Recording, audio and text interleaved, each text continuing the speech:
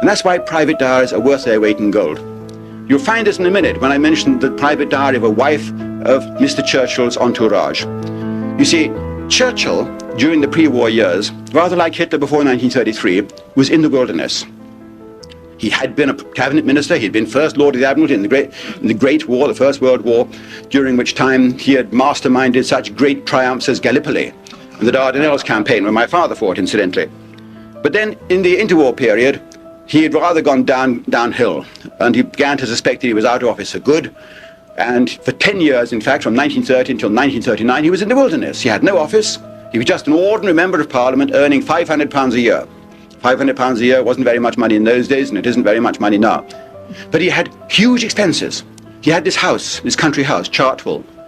He had 42 gardeners, secretaries, nurses, governors, chauffeurs, and all the rest of them support somehow out of this £500 a year that he earned as Member of Parliament. So he did various things to pick up extra money.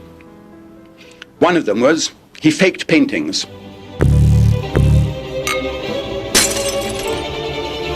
Well, I mean, don't we all? When we need money, we go around doing oil paintings and signing the name of a famous master on them, like Picasso or something else. We don't all do that. Churchill did.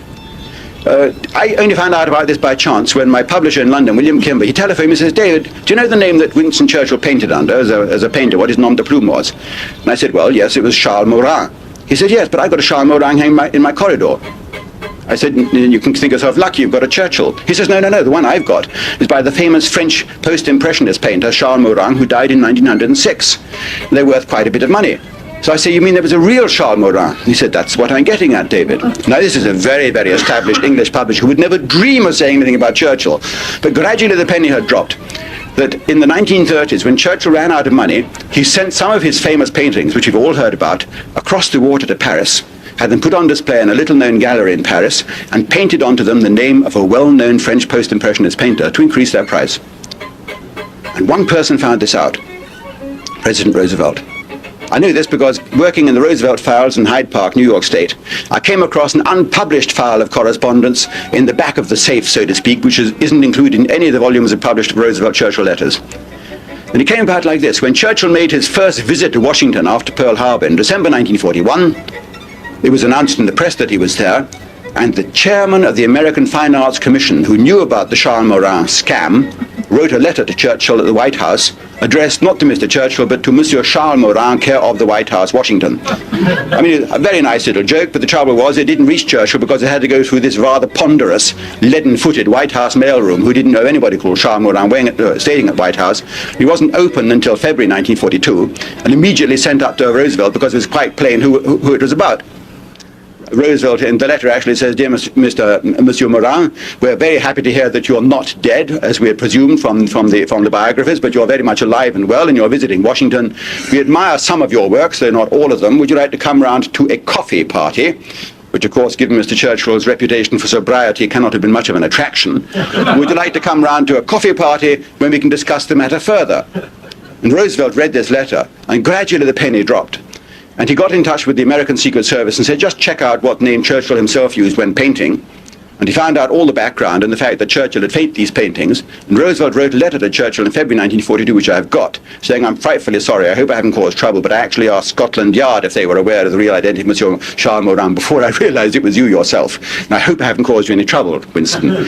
There's a nice little stranglehold that Roosevelt got over Winston by this method. The letter is there in the files. Faking paintings was not Churchill's only source of income in the pre-war years, you'll be interested to hear. When he became very short of money, which was at the beginning of the 1930s, he did little tasks like writing War and Peace, Crime and Punishment, Jane Eyre, Uncle Tom's Cabin, The Wuthering Heights. You think you've heard these titles too, don't you? Well, you have, because, of course, they're very well-known books. War and Peace by Tolstoy, Crime and Punishment, Dostoevsky, and so on. Churchill's job for the Chicago Tribune North American newspaper syndicate was to rewrite these books in 25 pages of foolscap typing with double spacing. About, 10,000 words each, for the Chicago Tribune syndicate to print on one page of the newspaper on a Sunday, and he got $1,000 a time for doing this. Not a very honourable job, but he did it, and he did it very well. His digests of these great works are extremely good. The records on that are in Eugene, in Oregon, in the University of Oregon. All the records of that particular syndicate are there, including the manuscripts corrected in Churchill's own hand. All this is harmless. In fact, I even allow him to go around faking a painter's signature, because that cannot be said to have upset his political alignment. But in the middle of the 1930 wilderness period, he started accepting what I would call slush money. It came about like this. A pressure group was set up, a secret pressure group called the Focus. And Churchill was the center of this group called the Focus, which consisted initially of about a dozen top-ranking British dissident politicians, people who were out of office and wanted to get back in and were willing to go to any lengths to do it, including overthrowing the government of Neville Chamberlain or Baldwin, overthrowing that government and putting Winston Churchill in their place. It became his vehicle, this group called the Focus. In part 2, Winston Churchill and the secret pressure group, the Focus. Leave a like if you dare.